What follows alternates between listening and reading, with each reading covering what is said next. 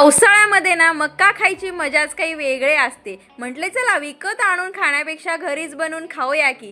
गेलो शेतात आणि घेऊन आलोय मक्का, तर हिला व्यवस्थित सोलून घेतीये. आता आम्हाला जेवढी पाहिजे होती ना तेवढी मी सोलून घेतली. आता हिला कुकरला लावायचं आहे, त्यासाठी हिचे छोटे छोटे तुकडे करून घेऊया, कारण कुकर आपलं छोटं आहे.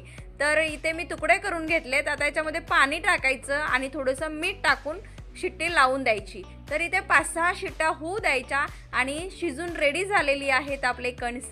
तर त्यामध्ये मसाले टाकून घेऊया. अगोदर प्लेटमध्ये काढून घेतले.